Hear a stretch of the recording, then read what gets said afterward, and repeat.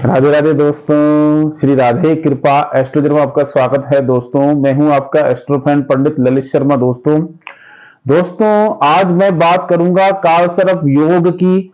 उसका आप योग कह लो या दोष कह लो, ये बहुत ही प्रचलित, बहुत ही फेमस इस तरह का योग है जिसको लोगों को डराने के काम आता है।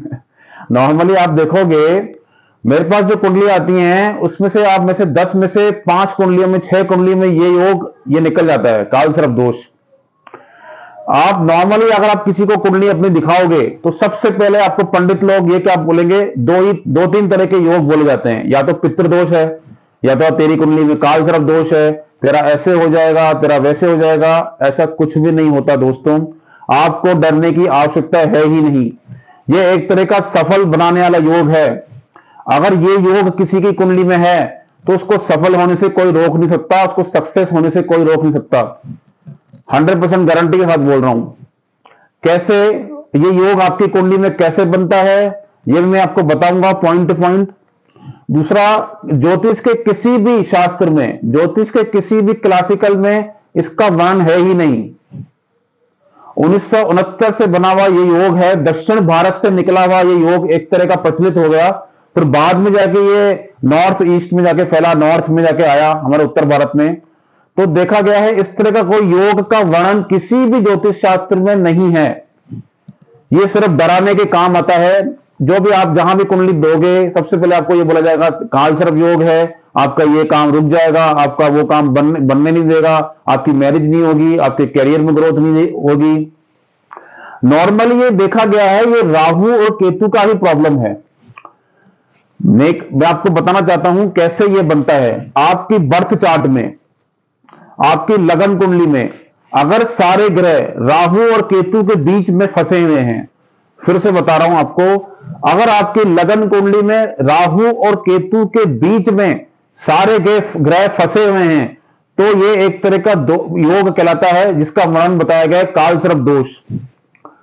अब ये होता क्या है, ये राहु और केतु की ही प्रॉब्लम है। मैं आप लीजिए, मान के चलिए पूर्व में ये पुराने उसको हमारे कुछ ऐसे कर्म हो जाते हैं जिसके कारण हमें ये प्रॉब्लम राहु और केतु की फेस करनी पड़ती है। इसी को कालसर्प दोष के बारे में बताया गया है। कालसर्प योग का दोष मान लीजिए, इसके बारे में प्रचलित बताया गया है। ये बनता कैसे है कुंडली में। अगर आपकी कुंडली में नेटल कुंडली D1 चार्ट में, एक एग्जाम्पल के दौर बता रहा हूं, अगर आपका राहु 9वें घर में है, अगर आपका राहु 9वें घर में है और केतु तीसरे घर में है तो आपके एक तरफ सारे ग्रह हो जाएंगे, क्योंकि राहु और केतु वक्री चलते हैं, उल्टा चलते हैं, ठीक है। बाकी सारे ग्रह एंटी क्लॉक चलते हैं, ये क्लॉकवाइज चलते हैं।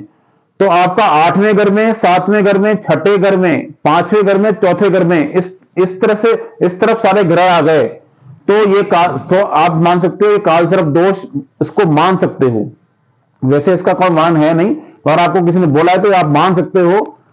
तो फिर आपको होगा क्या, आपकी लाइफ में थोड़ा सा ना स्ट्रगल बढ़ जाएगा, थोड़ा संघर्ष बढ़ जाएगा। जो काम आपका इजी वे में होना चाहिए, जो काम आपका आसानी से होना चाहिए, थोड़ा सा उसमें या तो डिले होगा या संघर्ष आपको देखने को मिलेगा।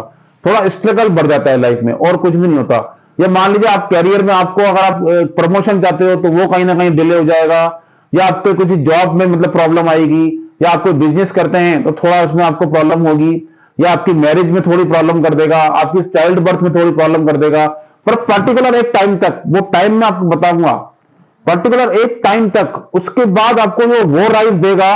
कोई बड़े से बड़े इंडस्ट्रियल की कुंडली में, बड़े से बड़े बिजनेसमैन की कुंडली में और बड़े से बड़े पॉलिटिशियन की कुंडली में ये योग देखा गया है। पंडित जवाहरलाल नेहरू जी की कुंडली में था, स्वर्गीय श्री लता मंगेशकर जी की कुंडली में था, सचिन तेंदुलकर जी की कुंडली में ये योग है। आप देखोगे बड़े से बड़े फिल्म स्टार की कुंडली में भी ये योग है। उसके बाद भी इनको राइज मिला, सफलता मिली। क्यों? क्योंकि पर्टिकुलर टाइम जिस भी कुंडली में ये होता है ये आपको राइज देगा, ये आपको सफलता देगा। 36 साल के बाद, 36 के बाद ये देखा गया है कि आपको काफी सफलता देगा 36 साल के बाद। इसका आपको 32 साल के बाद थोड़ा फर्क दिखने लगेगा, बट मेनली मैं बताऊं, ये कुंडलियां जो आप देखी गई हैं, देखी जाती हैं, जो 36 साल के बाद ये आपको सफलता देगा ही देगा, नो डाउट। और मैं आपको बताना चाहता हूं एक सूत्र, और ये कैसे योग का इसको खंडित कैसे होता है। अगर राहु और केतु के साथ में कोई ग्रह बैठ जाए, राहु और केतु के साथ में कोई ग्रह अगर बैठा हुआ है तो ये योग नहीं बनता, ये योग नहीं बनेगा। अगर उस ग्रह की डिग्री ज्यादा है, जो राहु और केतु के साथ में बैठा हुआ है उस ग्रह की डिग्री ज्यादा है, तो ये योग नहीं बनता। ठीक है। अगर आपके नवांश में, ध्यान से सुनिएगा दोस्तों, अगर आपके नवांश चार्ट में ये योग रिपीट नहीं हो रहा है तो भी ये योग खंडित हो गया। किसी तरह की आपको डरने की आवश्यकता है ही नहीं।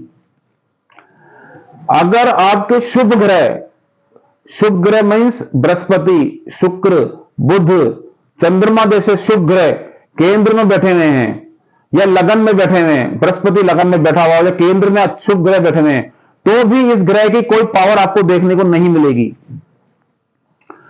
ठीक है। अब होता क्या है कि नॉर्मली आप जब अपनी कुंडली लेके जाओगे तो सबसे पहले आपका तो कालसर्प योग है, आपका तो ये दोष, आपका तो वो दोष, नॉर्मली ये डराने के काम आता है। इस तरह से आपको आवश्यकता नहीं है डरने की, कि बहुत राइज देगा, बहुत सक्सेस देता है।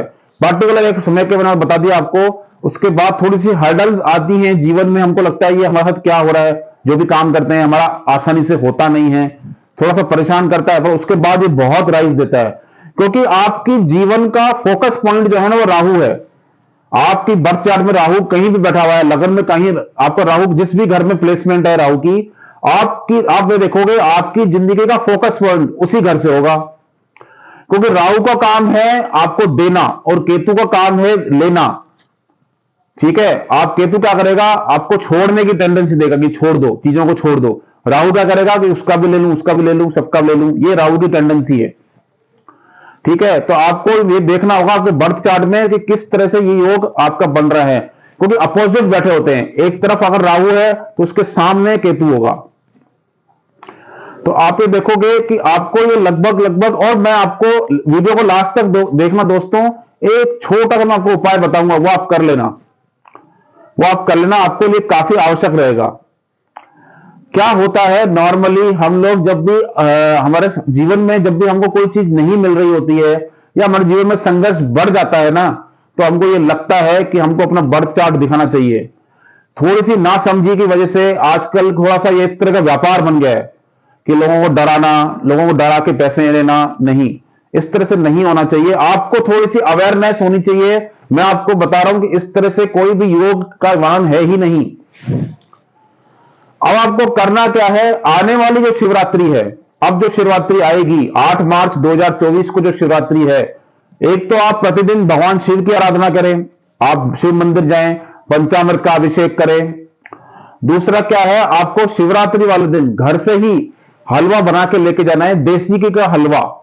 देसी घी का हलवा आप बनाइए, उसमें घी तैरता हुआ होना चाहिए देसी घी का, उसमें नाग नागिन का जोड़ा उसमें आप डाल दीजिए, नाग नागिन का जोड़ा उसमें डाल दीजिए। देसी घी का बना हुआ हलवा हो, घी ऊपर तक होना चाहिए थोड़ा सा। तो उसको आप जाके शिव मंदिर में किसी को दे दीजिए जो आसानी से ले ले, जो उसको आसानी से ले ले उसको आप जाके दे दीजिए। आप देखोगे आपकी जिंदगी में परेशानियां दूर होती ही जाएंगी, कोई जीवन में हर्डल नहीं आएगा, कोई रुकावट नहीं आएगी। और एक उपाय मैं आपको बताना चाहता हूं, अगर आपको लगता है आपकी कुंडली में, आपके बर्थ चार्ट में किसी ने कह दिया, वहम डाल दिया है कि नहीं काल सब दोष है, काल सब दोष, तो करना क्या है, आप मतलब राधे कृष्ण जी की, भगवान की एक तो आराधना कीजिए, दूसरा उनको मोर पंख अर्पित करिए। शनिवार के शनिवार भगवान कृष्ण को आप मोर पंख अर्पित करिए, और आप मोर पंख अपने पॉकेट में और अपने रूम में रखिए, जहां आप रूम में सोते हो वहां रखिए और अपने पॉकेट में रख लीजिए। इससे क्या होगा, कोई भी परेशानी आपको नहीं आएगी, क्योंकि राहु डरता है मोर से। राहु स्नेक है, सांप है, और वो डरता ही मोर से। तो मोर पंख से अटैच हो जाइए और मोर पंख कान्हा जी को दीजिए, भगवान कृष्ण को समर्पित कर दीजिए। आप ये देखोगे आपके जीवन में चमत्कार ही चमत्कार होगा और सफलता मिलेगी ही मिलेगी, निश्चित मिलेगी। तो दोस्तों, आपको किसी भी तरह से आपको घबराने की आवश्यकता नहीं है, ऐसे कोई चीज होती ही नहीं है। ठीक है। और आपको इसी तरह की मैं नॉलेजेबल वीडियोस बनाता रहूंगा आपके लिए। अगर आपको चैनल, अभी तक आपने चैनल को सब्सक्राइब नहीं किया है तो सब्सक्राइब कर दीजिए, बेल आइकन पे क्लिक कर दीजिए, वीडियो को लाइक कर दीजिए, शेयर कर दीजिए, कमेंट्स कर दीजिए। नेक्स्ट मैं आपके लिए एपिसोड बनाऊंगा इसी तरह का, ज्ञानवर्धक कुछ ना कुछ आपके लिए ऐसी वीडियोस में बनाता रहूंगा। तो आपको धन्यवाद दोस्तों, राधे राधे, जय श्री राम।